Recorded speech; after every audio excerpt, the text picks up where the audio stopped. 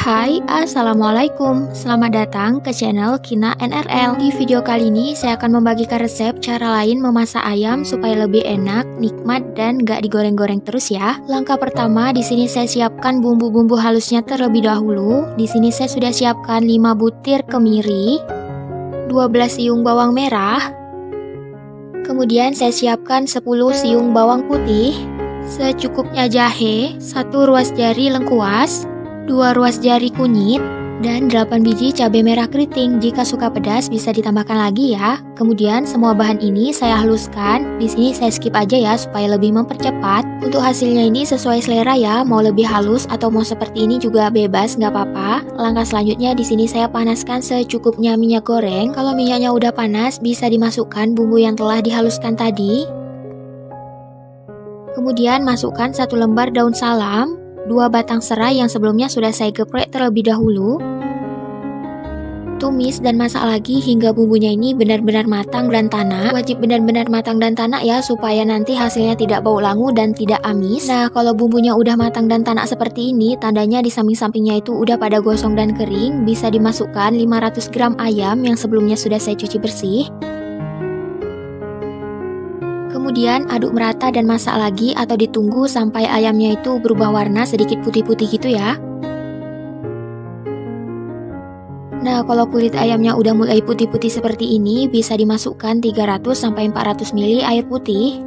Kemudian aduk merata terlebih dahulu supaya bawahnya ini tidak gosong. Untuk seasoningnya di sini saya tambahkan dengan 1 sendok teh kaldu ayam, setengah sendok teh garam, 1 sendok makan gula kelapa bisa digantikan dengan gula merah, dan yang terakhir 1 sendok teh gula pasir. Kemudian aduk merata dan masak lagi hingga kadar airnya itu menyusut dan bumbunya itu sedikit mengering ya. Dan yang terpenting jangan lupa dicek rasa terlebih dahulu. Kalau rasanya udah pas berarti kompornya bisa dimatikan dan ayamnya bisa dipindahin ke piring. Bahan selanjutnya di sini saya sudah siapkan secukupnya cabai rawit, secukupnya daun salam, secukupnya tomat yang udah saya potong-potong dan secukupnya daun kemangi. Kemudian di sini saya siapkan daun pisang yang sebelumnya sudah saya panaskan di api kompor supaya lebih layu. Lanjut saya susun dulu daun salamnya, kemudian daun kemangi. Untuk daun kemanginya itu bebas ya, mau pakai banyak juga silahkan. Kalau daun kemanginya udah dirasa cukup, bisa dimasukkan ayamnya. Kemudian bumbunya itu jangan lupa ditaburi di atas ayamnya itu ya. Ditaburi atau dibaluri sih, itu pokoknya yang penting ditaruh ya itu bumbunya. Kalau udah bisa ditaruh juga cabai rawitnya, disusun bebas mau berapa aja.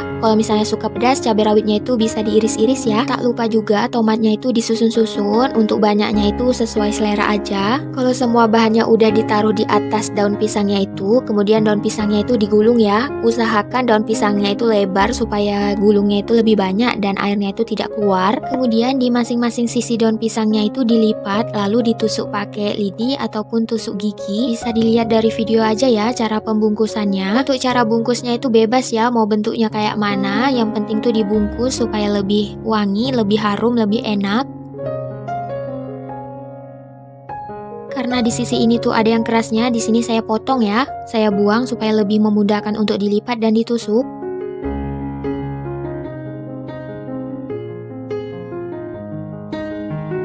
Ini karena saya motongin daunnya itu sedikit robek daunnya, jadi air yang di dalamnya itu keluar. Tapi nggak apa-apa ya, yang penting terbungkus. Nah, ini udah terbungkus. Lakukan hingga selesai ya teman-teman. Kalau semuanya udah selesai dibungkus, langkah selanjutnya semuanya ini bisa disusun rapi di dalam kukusan. Masak atau kukus selama kurang lebih 10-15 menit atau sampai daunnya ini layu dan berubah warna ya. Nah, kalau misalnya pepesnya udah matang, sudah berubah warna seperti ini bisa diangkat. Kalau misalnya teman-teman suka kering, bisa dibakar seperti ini ya. Kalau misalnya nggak suka kering juga bisa langsung disajikan. Untuk cara pembakarannya juga bebas ya, mau bakar di mana. Kalau nggak punya seperti ini, di teflon juga nggak apa-apa. Kalau saya pribadi lebih suka pepesnya itu dibakar karena harum dari daun pisangnya itu lebih keluar. Untuk lama pembakarannya juga sesuai selera. Kalau misalnya cukup pengen ngeluarin harum dari daunnya aja ya udah seperti ini. Kalau misalnya pengen daunnya itu sampai gosong ya dibakar lagi ya. Intinya kembali ke selera masing-masing. Untuk teman-teman yang penasaran sama rasanya, yuk cobain resep ini ya.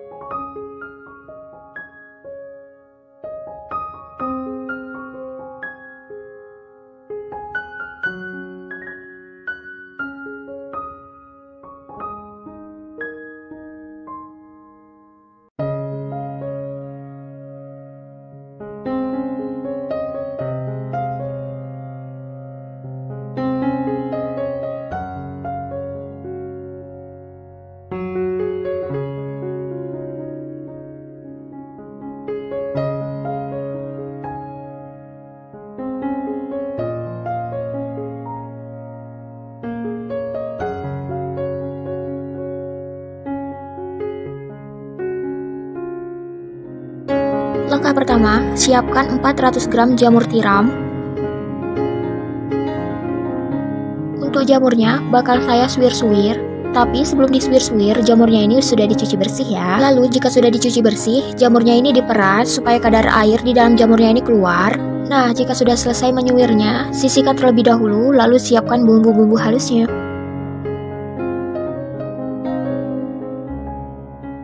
Di sini saya siapkan 8 siung bawang merah, 2 siung bawang putih, 8 biji cabai merah keriting atau sesuai selera, kurang lebih 2 butir kemiri, dan 1 buah tomat yang sudah matang.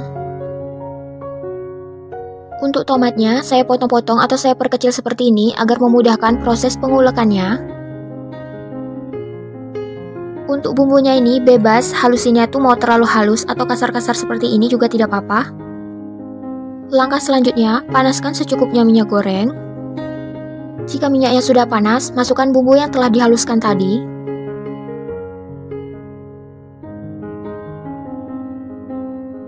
Selanjutnya, masukkan 2 lembar daun salam dan 1 buah sereh yang sudah digeprek. Masukkan 100 ml air putih.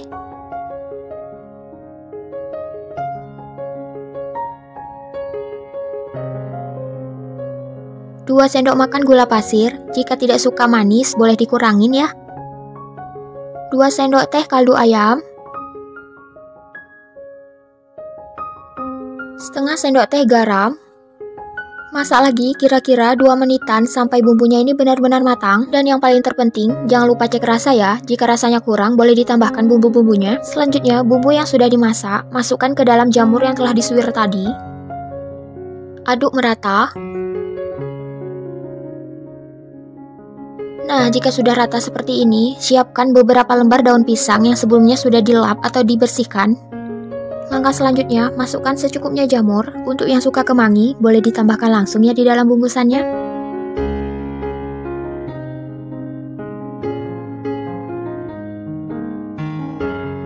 Kemudian gulung daun.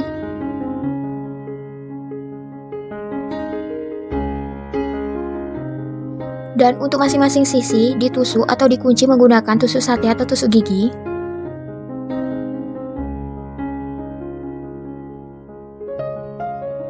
Untuk sisi yang ada kerasnya seperti ini, boleh digunting untuk mempermudah proses penusukan. Lakukan hingga semua jamur habis ya. Sambil membungkus jamur, jangan lupa panaskan kukusannya. Ketika jamurnya sudah selesai terbungkus dan kukusan pun sudah panas, masukkan jamurnya ke dalam kukusan. Kukus kurang lebih selama 25-30 menitan. Jika pepes sudah matang, dinginkan terlebih dahulu. Jika pepesnya sudah dingin, lanjut proses pembakaran. Untuk proses pembakarannya ini opsional, tapi saya lebih suka dibakar karena ini terasa lebih harum dari daun pisangnya. Saya bakarnya cukup 3 dulu ya, karena ini makannya untuk 2 orang.